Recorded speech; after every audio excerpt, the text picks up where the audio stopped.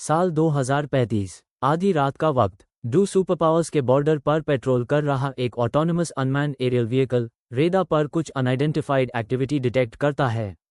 ये टारगेट कोई दुश्मन की मिसाइल है या सिर्फ एक नॉर्मल पैसेंजर प्लेन, ये क्लियर नहीं है।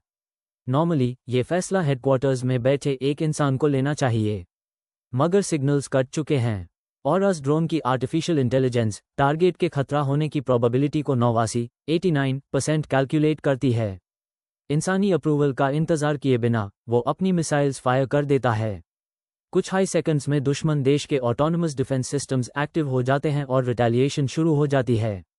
इसमें कोई इंसानी फैसला नहीं है, किसी लीडर का ऑर्डर नहीं है, बस मशीन्स के बीच कुछ हाई सेकंड्स में शुरू हुई एक न्यूक्लियर वॉर है।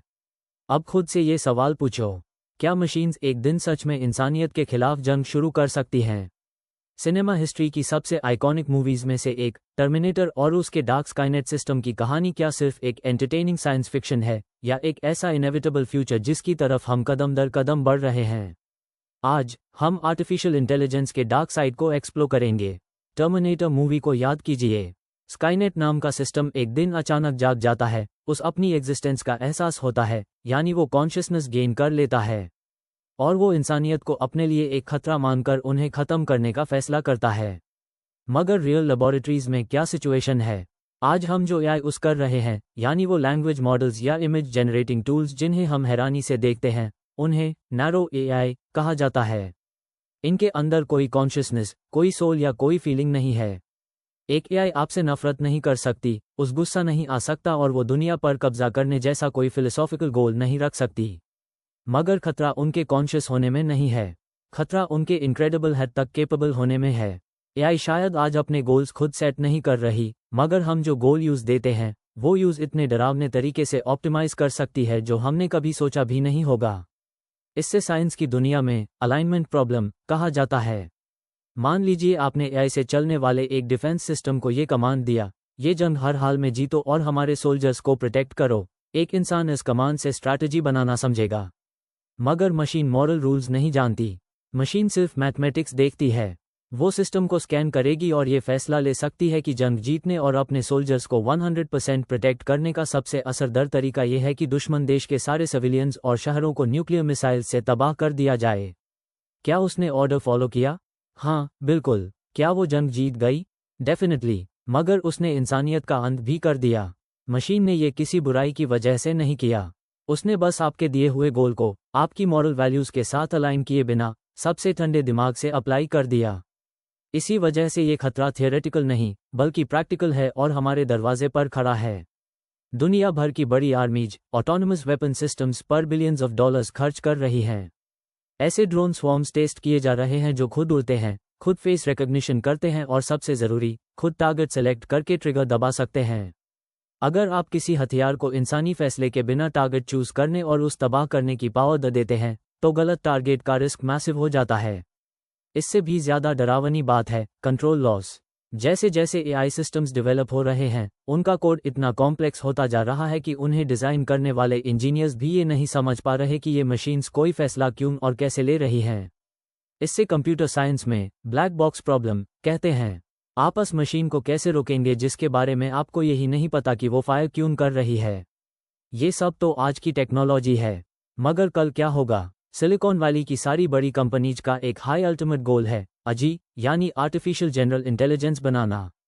एक ऐसी मशीन जो इंसान की तरह हर फील्ड में सीखने की काबिलियत रखती हो, नई स्ट्रैटेजीज बना सके और इंसानी दिमाग को पीछे छोड़ दे। जिस दिन AGI इन्वेंट होगी, वो इंसानी तारीख की आखिरी बड़ी इन्वेंशन हो सकती है। क्योंकि जब आपसे हज़ारों गुना ज़्यादा स्मार्ट, कभी ना थकने वाली और सेकंड्स में मैसिव डेटा प्रोसेस करने वाली कोई एंटिटी सामने आएगी, तो इसकी कोई गारंटी नहीं है कि वो इंसानी कंट्रोल में रहेगी। AGI अभी लैब्स में नहीं है, वो कब आएगी हमें ये भी नहीं पता। कुछ लोग 5 साल कहते हैं, कुछ 50 साल। मगर जब वो दिन आएगा, अगर हमने सिस्टम के अंदर इमरजेंसी शटडाउन बटन सही तरीके से नहीं लगाए, तो हम ये गेम हमेशा के लिए हार सकते हैं। अब सबसे क्रिटिकल सवाल पर आते हैं, क्या दुनिया सच में टर्मिनेटर मूवी की तरह एक तबाह हुए प्लेनेट में बदल सकती है जहां रोबोट्स स्कल्स पर चल रहे हों? साइंटिस्ट्स के मुताबिक इसका चांस कम है, मगर जीरो नहीं है। दुनिया को स्काईनेट सिनेरियो में बदलने के लिए 4 डेडली चीज़ों का एक साथ होना ज़रूरी है। पहली शर्त, ऑटोनॉमस सोचने वाली जनरल एआई का इन्वेंशन। दूसरी शर्त, इस सिस्टम का नेशनल मिलिट्री डिफेंस नेटवर्क से डायरेक्ट जुड़ना। तीसरी शर्त, इस सिस्टम को इंसान के बिना हथियार चलने की परमिशन मिलना। और चौथी आखिरी शर्त, सिस्टम का एक ऐसा कंट्रोल मैकेनिज्म बनाना जो इंसानों को प्लग खींचने से रोक सके।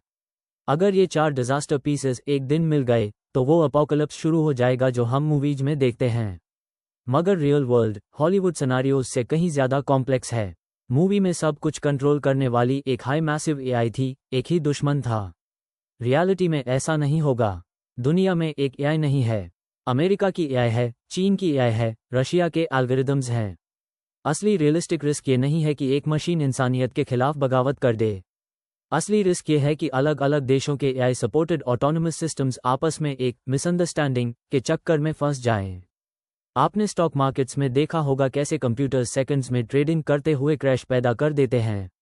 अब सोचिए वही क्रैश मिसाइल्स, वॉरशिप्स और साइबर अटैक्स के साथ हो रहा हो।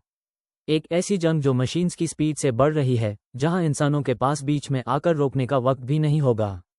इस टेक्नोलॉजिकल अर्थक्वेक के आते वक्त इंसानियत कैसे रिएक्ट कर रही है?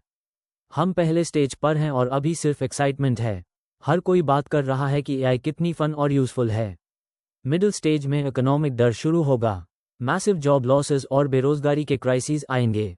रिस्की स्टेज में जब आर्मीज इस टेक को वेपनाइज करेगी, टैब ग्लोबल पैनिक पीक पर होगा। सिक्योरिटी और कंट्रोल पर डिबेट्स शुरू होंगे।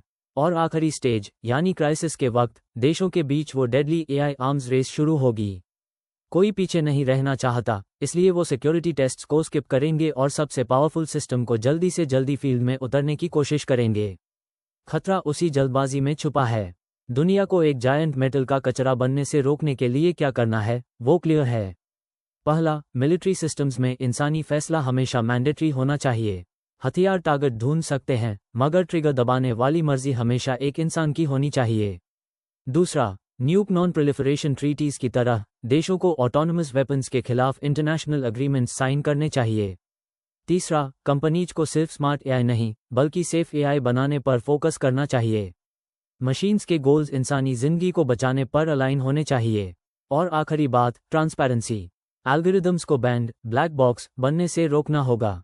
सारी बातों को जोड़ें तो हमें ये बड़ा और कड़वा सच मानना होगा। हमें वेट करने वाला सबसे बड़ा खतरा टर्मिनेटर नहीं है। असली खतरा एआई का एक इंसानी गलती, ह्यूमन एरर, के साथ मिल जाना है। असली खतरा यह है कि ये पावर गलत डिक्टेटर्स, टेररिस्ट ग्रुप्स या लालची कंपनीज के हाथ लग जाए। आज स्काईनेट जैसा कुछ नहीं है, मगर वो सारे कोड्स और एल्गोरिदम्स जो इससे मुमकिन बनाएंगे, वो लैब्स में धीरे धीरे तैयार हो रहे हैं।